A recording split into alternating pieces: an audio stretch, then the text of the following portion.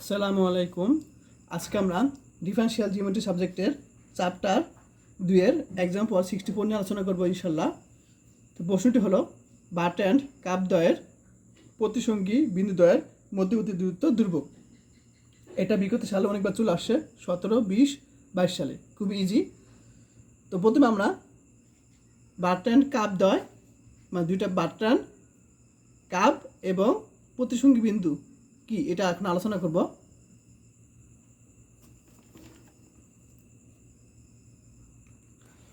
দেখো, তো button cup হলো, মনে করি সি এবং C1 দুইটি স্পেস কাপ, যেখানে সি ও C1 রেখা দেয়।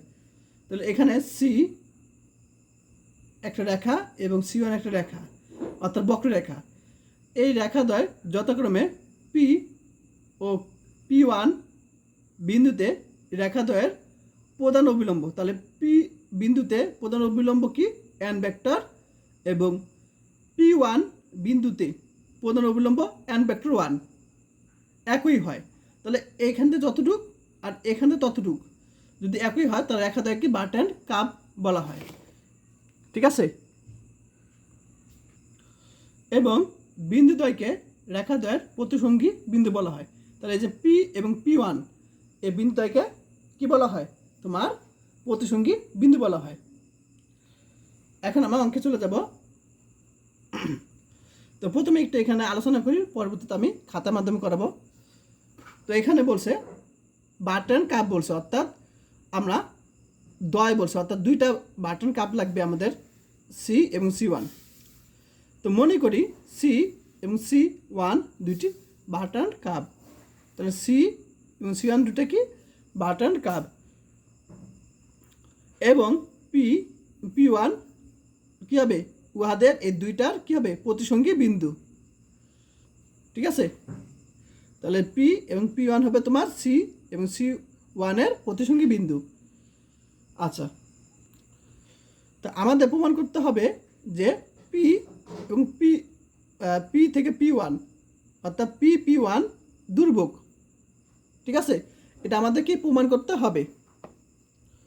সবাই বুঝতে পারছো? তাহলে আমাদের প্রমাণ করতে হবে কি? এখান থেকে এ পর্যন্ত দূরত্ব প্রমাণ করতে হবে।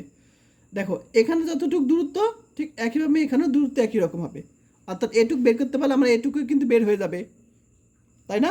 তাহলে আমাদের প্রমাণ করতে হবে যে এই বিন্দুদ্বয়ের অর্থাৎ পি এবং P1 এই বিন্দুদ্বয়ের মধ্যবর্তী কোণ, অর্থাৎ এই দুইটা মাঝখানে মধ্যবর্তী কোণ কি? ধ্রুবক। এটা আমাদের দেখাতে বলবে।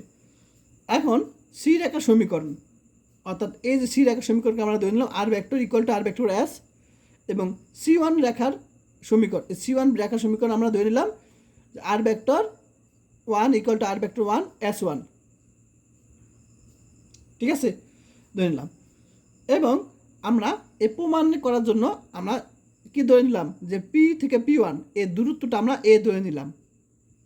এটা এস লাগবে না, আমাদের S1 লাগবে না, জাস্ট এখানে দূরত্বটা আমরা এ ধরে নিছি। তাহলে আমরা যদি এখান থেকে এখানে দূরত্ব কি আমরা এ যদি ধরে নেই, তাহলে আমরা পাবো যে, দেখো অবশ্যই তীর চিহ্নটা দিবা। তাহলে আমরা এখানে একটা কোণ উৎপন্ন হবে, অর্থাৎ এখানে ত্রিভুজ একটা উৎপন্ন হবে, এখানে মূলবিন্দু। ঠিক আছে? তাহলে এখান থেকে এটা বক্ররেখা কার সাথে? R1 বক্ররেখার সাথে। তাহলে আমরা R1 বক্ররেখা দিব দূরত্বটা। তবে এখান থেকে দূরত্বটা কি? তোমার আর ভেক্টর। ঠিক আছে? তোমরা অবশ্যই বই বের করবা সামনে। ঠিক আছে? আর ভেক্টর। আচ্ছা, কারণ এখানে বক্ররেখাটা কার সাথে? আর ভেক্টর সাথে। তাহলে আমাদের দূরত্ব যদি এখানে কি হয়? তোমার পি এবং P1 এ হয়, তখন আমরা পাবো যে এভাবে আমরা যাব, এভাবে। ঠিক আছে? দেখো তীর চিহ্নটা দেখো, তাহলে OP প্লাস P1 কী হবে? এইটার সমান হবে। ঠিক আছে? দেখো, তাহলে অর্থাৎ OP প্লাস P1 এই দুইটা যোগফল কী হবে? OP1 এর সমান হবে। এখানে আমি বাকিটা আমি খাতার মাধ্যমে করে দেব। তো তোমাদের এ পর্যন্ত বুঝিয়ে দিয়েছি। তাহলে আমাদের যদি P1 এর দূরত্ব এ হয়, তখন আমরা এটা পাবো। ঠিক আছে? এখন ওপি ভেক্টর এটা মান কি আর ভেক্টর প্লাস, দেখো একটু বই থেকে দেখাই এটা। এখানে ওপি ভেক্টর কি আছে, এখানে আর ভেক্টর প্লাস পি থেকে P1, এখানে অবিলম্ব কি আছে এন ভেক্টর, আর আমরা ধরেছিলাম কি P1 এ ধরেছিলাম আমরা, অর্থাৎ এর সাথে এর সাথে কি হবে এন ভেক্টর গুণ আকারে হবে, তাহলে P1 ভেক্টর। এখন বলতে পারো ভেক্টর কেন হয়েছে, কারণ এখানে দেখো আর ভেক্টর অর্থাৎ সবগুলো ভেক্টর আকারে আছে, ঠিক আছে।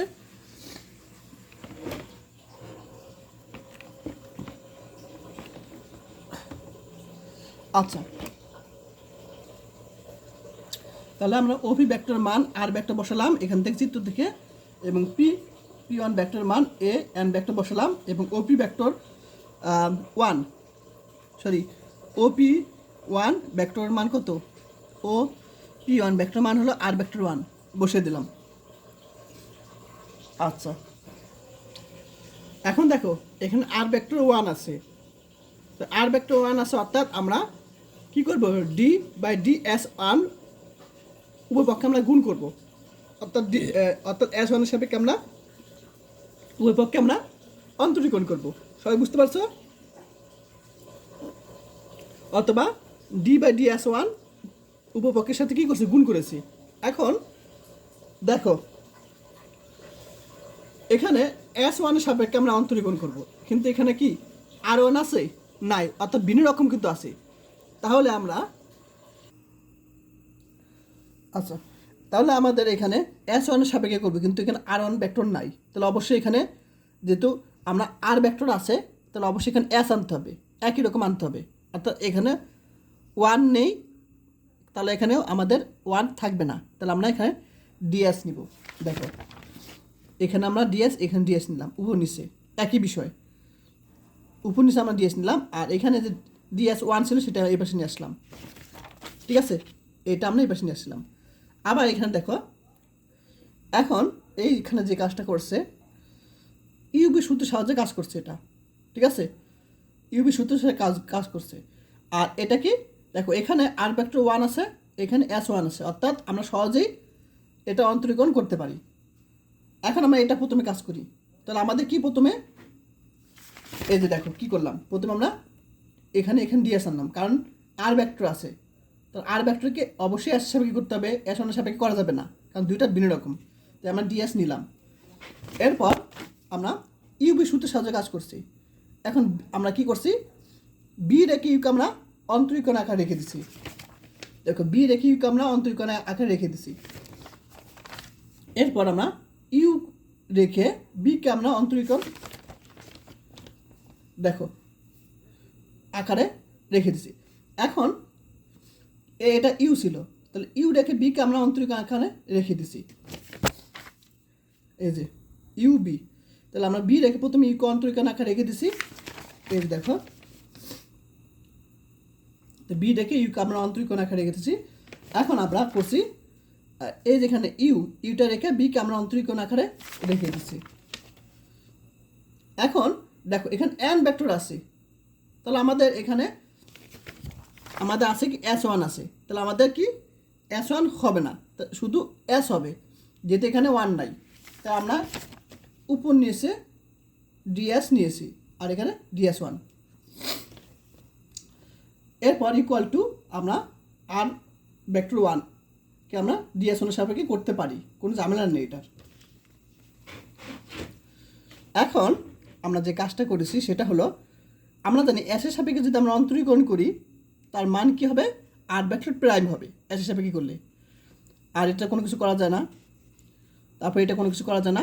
এখন S এর সাপেক্ষে যদি এন ভেক্টরকে করি এন ভেক্টর প্রাইম হবে, এটা কোনো কাজ করা যায় না। এবং আর ভেক্টর 1কে যদি S1 সাপেক্ষে করি তাহলে আমরা পাবো আর ভেক্টর 1 প্রাইম পাবো, অবশ্যই জানো, ঠিক আছে। আচ্ছা, তাহলে এ পর্যন্ত সবাই বুঝে থাকলে ভালো।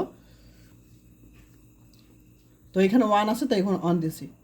আচ্ছা, এখন আমরা জানি আর ভেক্টর প্রাইম, এটা মান হল টি ভেক্টর, সবাই জানো এটা, আমি কিন্তু তোমাদের আগে ক্লাসগুলোতে বুঝিয়েছি যে আর ভেক্টর প্রাইম এটাকে আমরা টি ভেক্টর লিখতে পারি।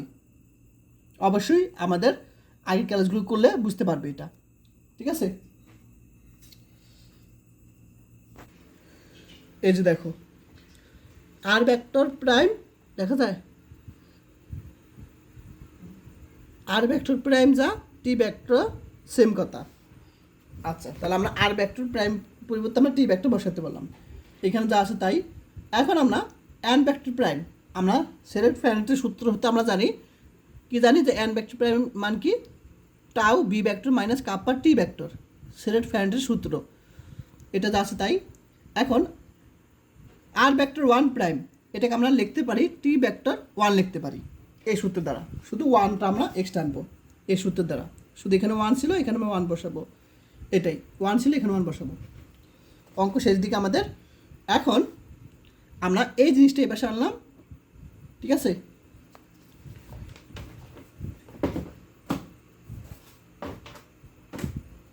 আচ্ছা, তাহলে আমরা এখানে এই যে টি ভেক্টর ওয়ান এই পাশে আনলাম, এরপর আমরা যে কাজটা করেছি সেটা হলো, দেখো একটু খেয়াল করো, তাহলে টি ভেক্টর ওয়ান আমরা এই পাশে আনলাম, আর এখান থেকে আর আমাদের এখান থেকে কমন নিছি কি, দেখো এখান থেকে আমাদের কমন নিছি দেখো ডিএস বা ডিএস ওয়ান এখান থেকে, তাহলে আমাদের ও তার সাথে কিন্তু আমাদের এটুক পুরোটা কমন নিছি, তাহলে এটুক যদি আমরা কমন নিই ওয়ান থাকবে। তারপর দেখো মাইনাস, এই মাইনাস আবার এ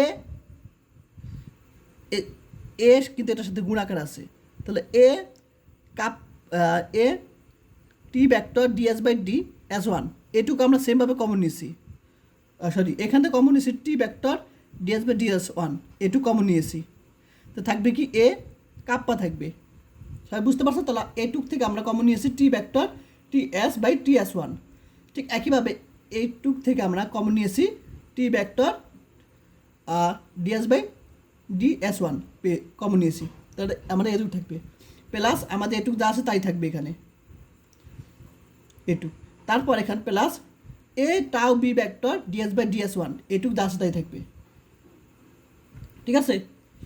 আর এখানে যে অংশটা সেটা আমরা এবার নিয়ে আসলাম। এখন আমরা কি করব সেটা হলো, এই প্রমাণ করার জন্য আমরা কি করলাম, এখানে আমরা এন ভেক্টর উপপক্ষে ডট গুণ করলাম, ঠিক আছে। দেখো এখানে আমরা এন ভেক্টর ডট গুণ করলাম, এখন আমরা যদি এন ভেক্টর ডট গুণ করি, ঠিক আছে, তাহলে আমরা এখানে যদি এন ভেক্টর ডট গুণ করি, তাহলে দুইটা ভিন্ন রকম ভেক্টর ডট গুণ কি জানি শূন্য, তাহলে এই পুরোটা শূন্য হয়ে যাবে। আবার যদি এখানে আমরা এন ভেক্টর ডট গুণ করি, তাহলে দুইটা একই রকম ভেক্টর ডট গুণ কি ওয়ান, তাহলে আমার এটুক থাকবে। আর এখানে যদি আমরা ডট গুণ করি এন ভেক্টর, তাহলে বি ভেক্টর ডট গুণ এন ভেক্টর, তাহলে দুইটা ভিন্ন রকম ভেক্টর ডট গুণ কি জিরো, তাহলে জিরো বসালাম, তাহলে আমাদের এটুক থাকবে ডিএ বাই ডিএস ওয়ান, আর এখানে T vector one dot T N vector থাকবে। এখন বার্টন কাবে ক্ষেত্রে আমি তো বললাম যে বার্টন কাবে ক্ষেত্রে কিন্তু এটুক যতটুক ঠিক একই রকম এটুকু ততটুক, অর্থাৎ এখানে কি এন আর এখানে এন ওয়ান একই, দুইটা সমান, এখানে যতটুক এখানে ততটুক, তাহলে বার্টন কাবে ক্ষেত্রে কি N vector equal two N vector one. তাহলে আমাকে বলতে পারো যে এটা কেন শূন্য হলো না, দুইটা ভিন্ন রকম ভেক্টর, কারণটা হলো দেখো এখানে ওয়ান আছে এখানে ওয়ান নাই, তাহলে একই জাতীয় কিন্তু না, দুইটা কিন্তু একই জাতীয় না, তাই আমরা একই জাতীয় আনলাম। দেখো তাহলে আমরা লিখতে পারি N vector equal two N vector one, তাই আমরা এনের পরিবর্তে আমরা এন ভেক্টর ওয়ান আনলাম, লিখতে পারি এটা। এখন দেখ দুইটা একই রকম একই জাতীয়, তাহলে দুইটা একই জাতীয় হলেও দুইটা ভিন্ন রকম ভেক্টর ডট গুণ কি শূন্য। এখন আমি যদি সমাকলন করি,